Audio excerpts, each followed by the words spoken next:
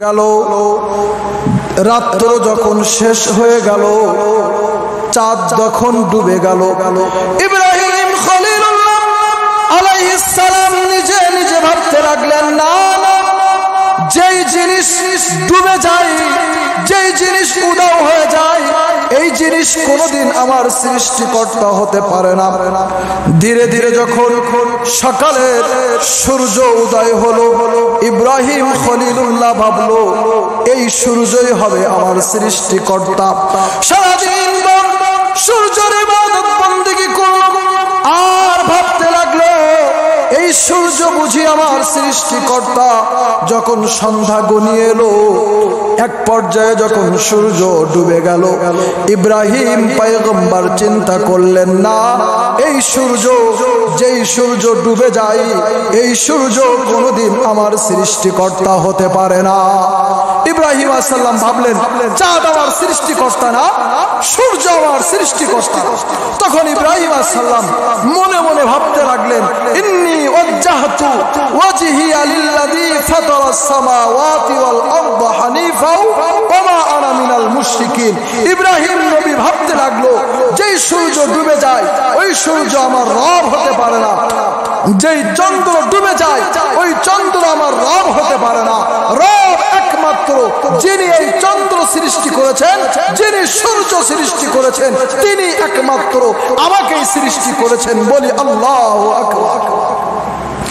সম্মানিত আমার দিনী মা এবং বোন, তুমি মুসলিম হয়েছো, মুসলমানের ঘরে জন্ম নিয়েছো, জন্মসূত্রে তুমি মুসলিম, কিন্তু ইব্রাহিম মুসলিম জাতির পিতা একজন কাফির অগ্নি পূজক, দেব দেবীর পূজকের ঘরে জন্মগ্রহণ করেছেন, আল্লাহকে চিনেন নাই। ইব্রাহিম আলাইহিস সালাম ধীরে ধীরে আল্লাহকে চিনতে শুরু করে দিলেন।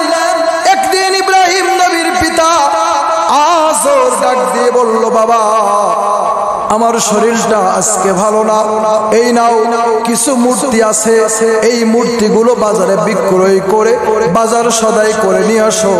ইব্রাহিম পয়গম্বর মূর্তিগুলাকে বাবার কাছ থেকে নিয়ে বাজারের দিকে রওনা দিল।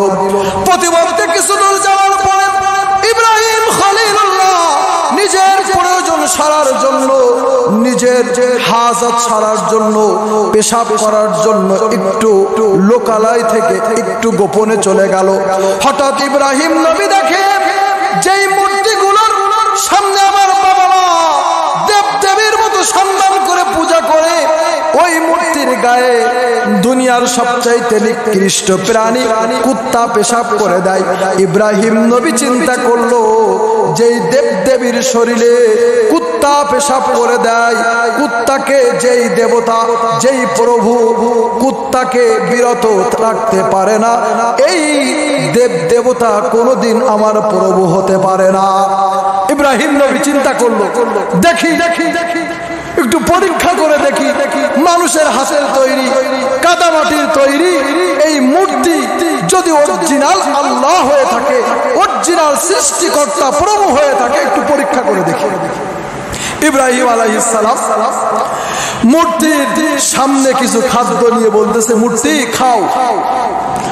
তো মূর্তি কাদার মাটি, মূর্তি সে কিভাবে খাবে, সে তো খাইতে পারে না। ইব্রাহিম আলাইহিস সালাম জোর করে গালের মধ্যে মিষ্টি জাতীয় খাদ্য ঢুকাই দিয়ে বলছে খাও, তো খায় না।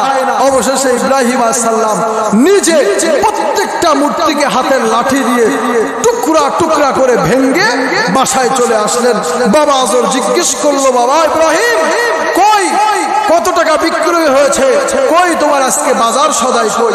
ইব্রাহিম আলাইহিস সালাম বলে, আব্বা তোমার এই মূর্তি এত দুষ্টু মূর্তি, তোমার এই খোদা এত দুষ্টু খোদা, আমি পথে রেখে একটু লোকালয়ে গেছি প্রয়োজন সাথে, এসে দেখি এরা কয়েকজন মিলে একে অপরে মারামারি করে একে অপরে একদম ভেঙ্গে চুরে খানখান হয়ে গেছে।